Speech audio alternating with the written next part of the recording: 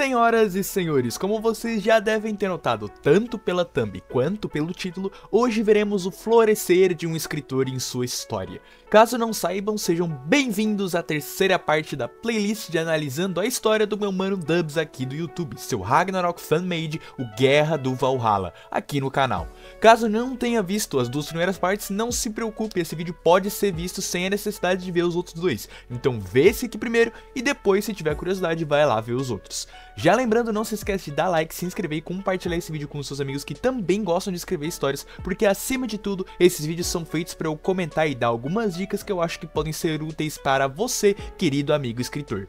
Hoje manterei o padrão do quadro analisando escrita, narrativa e personagens, e me aprofundarei ainda mais em detalhes desses três tópicos, como eu fiz especialmente no vídeo passado. Nos anteriores a gente analisou duas lutas em cada vídeo, mas nesse eu fiz diferente e seguirei esse padrão nos próximos, analisando 3 lutas de uma vez: o round 5 de Baldur vs Caim, o round 6 de Xangô vs Lampião e o round 7 entre Seth e Gengis Khan. E como pequeno spoiler pra vocês, essas são provavelmente as minhas 3 lutas preferidas da novel, talvez. Então já se preparem e vamos começar com o tópico de escrita. Talvez vocês lembrem de eu falar que a escrita era o pior ponto de Guerra do Valhalla, mas como vocês vão ver se tornando uma leve cena nesse vídeo, esse ponto evoluiu muito nesses rounds de hoje. A escrita de uma história é muito importante, ela é o corpo da sua história. Ela deve ser ritmada, clara, objetiva e coesa, além de passar todas as sensações que o autor quer passar com aquilo. E isso acontece de maneira bem competente nas rodadas de hoje. Indo pro destaque, uma coisa muito importante, como comentei no ponto da escrita, é você destacar cenas que devem ser destacadas. Ali no exemplo que eu dei da Freydis, foi mais um problema de escrita, mas algumas vezes é a própria narrativa que deve se encarregar disso. Como eu comentei no último vídeo, é importante que o autor dê destaque em cenas que devem ser destacadas. E aqui, nessas rodadas, o Dubs entrega as falas, ele faz o delivery delas, né, de uma ótima forma, construindo uma tensão, uma situação empolgante para finalizar com uma frase encaixada muito bem e que gera muita empolgação. E essas frases combinam com o vocabulário dos personagens, que é um detalhe bem interessante que eu consigo ver que o Dubs traz propositalmente. Claro, tem muitas coisas mais genéricas, né, que o próprio Shumatsu faz, como personagens usando os termos de sua língua natal. Isso já tinha nas rounds passados, como a Joana falando em francês algumas vezes, alguns termos em francês, né. Nesse caso, eu me refiro mais ao jeito que o personagem fala, e não a essas pequenas falhinhas, né, essas pequenas coisas em referência da linguagem. Especialmente com os personagens do Caim e do Gengis Khan, que são bem caricatos. O jeito de falar deles, o jeito de expressar, pode ser identificado sem nem mesmo você ler quem tá falando, só pela fala ali, pelo jeito que o cara fala, tu já sabe, ah, é o Caim que tá falando ou é o Gengis Khan que tá falando. Isso sem contar, como eu falei, do delivery de frases de impacto que ficam muito melhores, como por exemplo com o Seth respondendo o Gengis Khan, que disse que iria conquistar o sol, né, dizendo: antes do sol, antes de tentar conquistá-lo, terá que passar a tempestade. Notem aqui que a frase não é escrita só antes de tentar conquistar o sol vai ter que passar pela tempestade. Há uma naturalidade e uma entrega na frase com as pontuações e o jeito que a escrita é feito. Não só aí, a interação entre os personagens ficou muito interessante no jeito que eles dialogam. Dá pra ver que o Dubs sabe controlar bem isso. Há um personagem mais proativo, um menos proativo, um mais introspecto, né?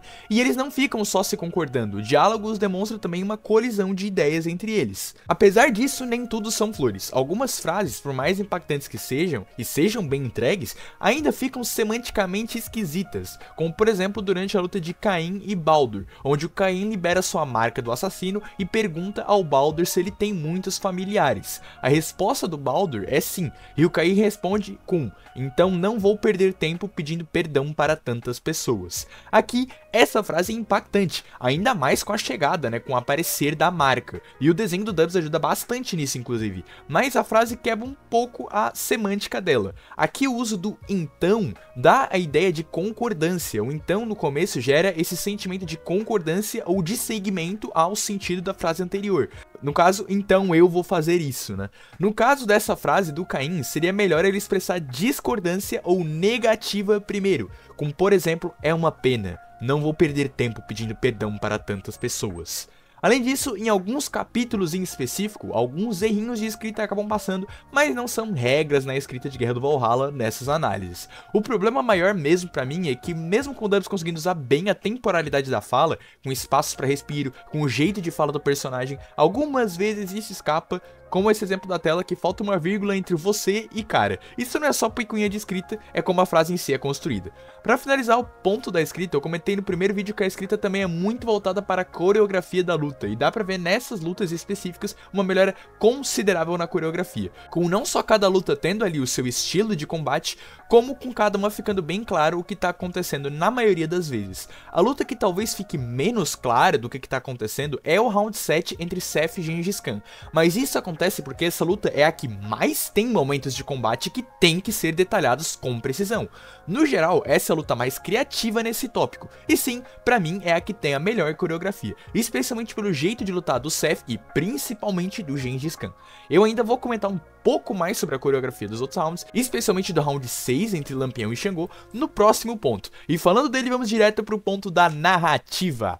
A narrativa é outra parte essencial e, como sempre, terei muito a comentar sobre ela no vídeo de hoje. Depois de 7 rodadas analisadas, dá pra ver um padrão em algumas coisas de Guerra do Valhalla, como a apresentação dos personagens das Valkyrias, que são quase sempre muito iguais. Elas entram, conversam com os Einherjar e fazem a Volund.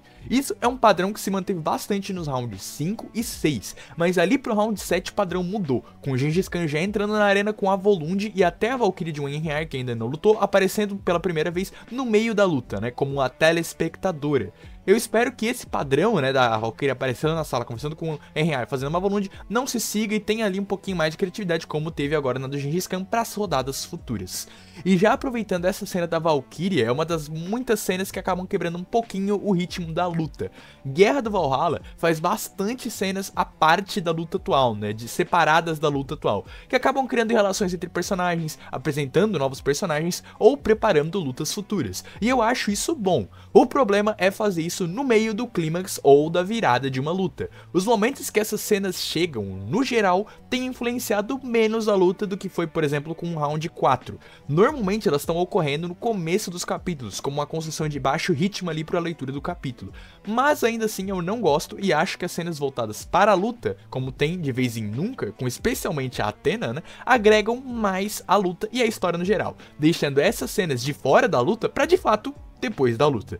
Outro problema que eu vejo é na construção de algumas cenas impactantes. Por exemplo, o Baldur aparece em Guerra do Valhalla como um deus invencível. Ele não pode tomar danos de nada, né? E isso é falado algumas vezes. Por isso se espera que o momento em que ele vai tomar um dano seja um grande momento de impacto, que vai finalizar um capítulo, ou terminar uma crescente muito alta, mas não, é um momento que não demonstra o choque da plateia e da maioria dos personagens e não é uma construção tão grande assim pro seu impacto.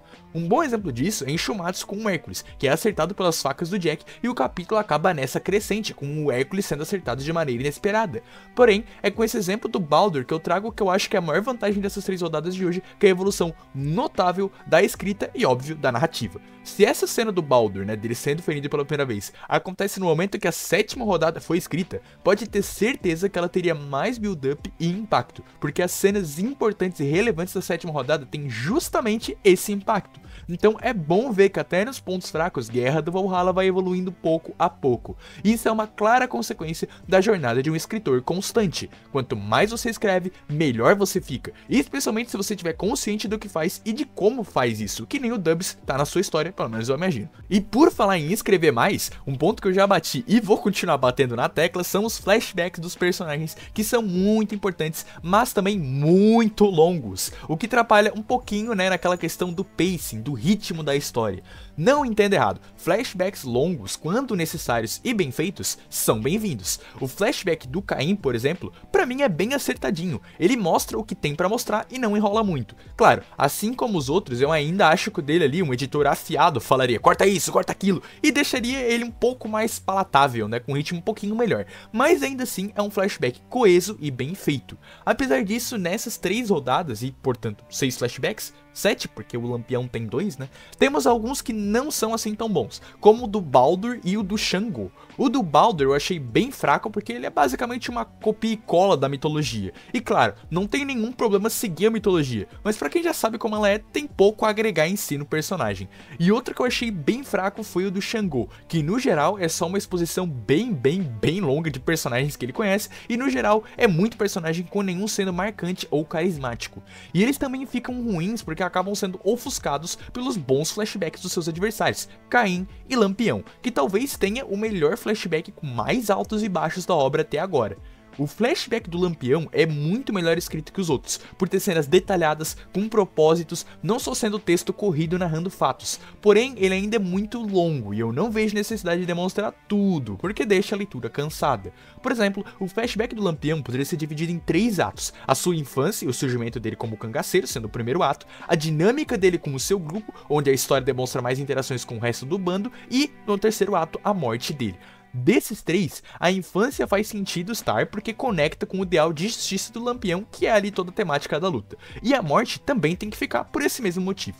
Agora, tem uma parte inteira do flashback falando da rivalidade de relação do Lampião com o membro do grupo dele que é mais rebelde, o Corisco. Isso não importa em nada na mensagem da luta e nem na luta em si, não impactando em nada na luta. Como eu falei nos outros vídeos, eu como escritor entendo a empolgação de querer mostrar o que você planejou pro personagem. Dá pra sentir a empolgação do Dubs de colocar tudo do Lampião porque ele gosta do personagem, e de fato o Lampião é um bom personagem. O problema é que uma das funções de um escritor é saber sacrificar coisas. Tem coisas que não precisam ser mostradas pelo bem do ritmo da história, e essa seria uma delas.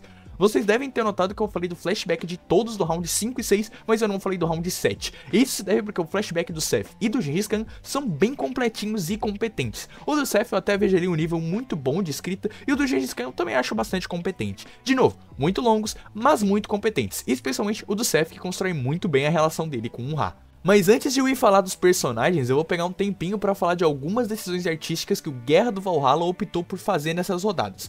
Normalmente nas minhas análises eu me tangencio ou me coloco mais, apenas numa crítica direta e objetiva, sem comentar de decisões artísticas dos escritores. Mas nesse caso eu vou comentar porque algumas me chamaram a atenção e, bem, eu tava bem engajado na história. Uma coisa é um acerto. Não lembro de ter comentado no vídeo passado, mas eu particularmente não gosto de poderes apelões, e um exemplo disso é a Akali da rodada 4, que tinha uma série de poderes apelões que tiravam totalmente o peso da luta. A Freydis ia lá, arrancava um braço dela, tinha toda uma empolgação, e isso era cortado porque a Akali sabe se regenerar. Não é muito legal. Eu sei que o propósito das duas personagens é serem muito poderosas, mas, de novo, você às vezes é obrigado a sacrificar uma parte dessa característica pra dar um pouco de emoção pra luta. O fato da Akali regenerar membros o tempo todo não dá nenhum impacto quando ela perde um membro. E eu tô comentando isso justamente porque na rodada seguinte, a rodada 5, isso se resolve porque o Baldur acaba não conseguindo se regenerar pelos ferimentos da lança de visco do Caim, perdendo um braço e gerando uma consequência bem maior para as ações da luta, impactando bastante na coreografia e na luta no geral, o que eu particularmente gostei muito. Porém, já falando do Baldur, uma coisa que eu achei meio sem graça, especialmente em alguns deuses, como o próprio Baldur, é a falta de criatividade nas suas habilidades. Tipo, o Baldur é o deus da luz, então ele vai lá e faz golpes com luz e se teleporta como o Kizaru de One Piece, sabe? Não é algo objetivamente ruim, eu só acho meio sem graça e sem criatividade. E sim, o Baldur tem mais habilidades, inspiradas nos reinos nórdicos, mas eu já acho gerado ele ter 20 mil habilidades. Por mim, só deixava só a manipulação de fogo e gelo que ele demonstrou que seria bem legal.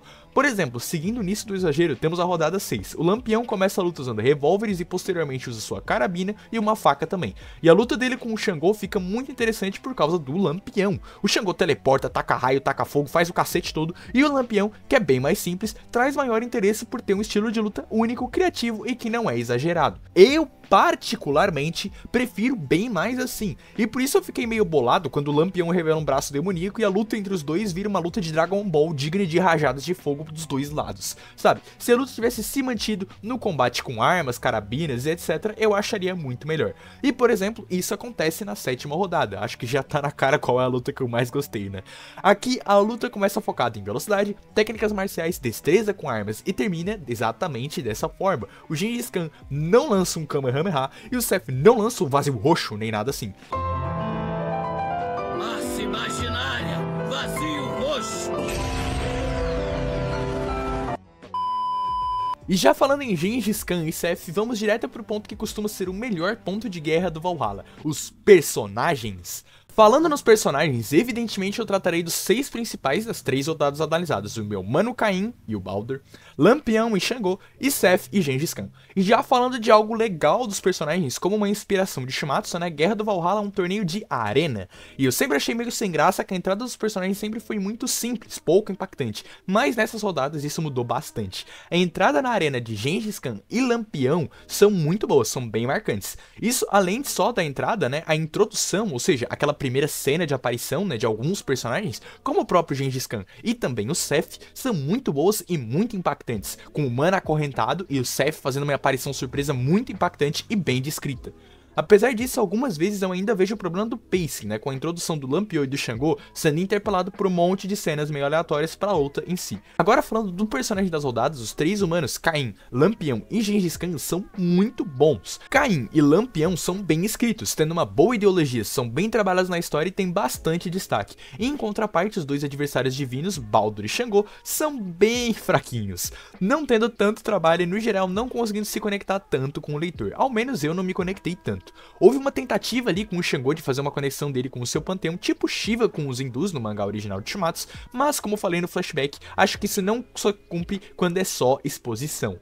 Quanto aos personagens da rodada 7, aí sim eu vejo competência e qualidade de ambos os lados. Em questão de escrita, detalhamento, desenvolvimento, o Seth é bem mais trabalhado na sua relação com o Ra, que também é um baita personagem, enquanto o Gengis Khan tem muito mais técnicas de carisma, sendo um personagem extremamente carismático e muito criativo nas habilidades também.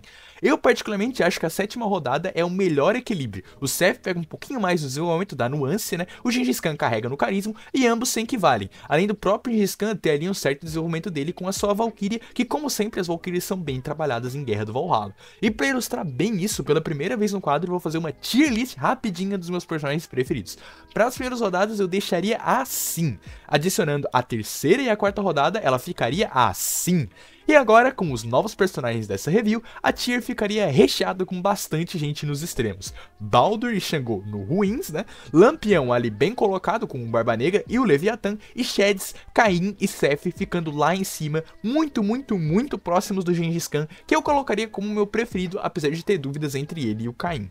Quanto às lutas, é assim que eu deixaria elas ranqueadas, com a minha preferida, como ficou evidente aqui no vídeo, né, sendo a sétima rodada. E só pra constar, eu não acho nenhuma delas ruins, né, tanto que não tem uma tier escrita ruins. Analisando as lutas no todo, eu acho que elas são no mínimo medianas. Ali no Meh, né, não acho nenhuma ruim, mas por uma questão de proporcionalidade de tier list mesmo, eu separei dessa forma. No último vídeo eu mantive a minha nota 5, né, num 5, dizendo que contava com uma melhora, e fico feliz de ter acertado. Pra obra como um todo, que é como eu tô dando as notas aqui no final do vídeo, né, eu vou aumentar da nota 5 pra nota 6. Pode parecer pouco, mas eu não vou me emocionar e dar um 7, apesar de eu achar as lutas recentes muito boas e ficar bem tendido a dar esse 7. Guerra do Valhalla vai ter que conquistar esse 7 nas próximas lutas, sendo tão boas quanto essas anteriores. E você, já leu Guerra do Valhalla? Se não leu, o link da história no Wattpad tá aí na descrição. Tá gostando da minha playlist aqui no canal? Comenta aí o que achou das lutas analisadas e também o que você achou da minha análise. Ela te ajudou como escritor? Como sempre, um obrigado aos boosters do server do Discord que sempre ajudam o canal, e a você que viu o vídeo até aqui, um abraço e até mais.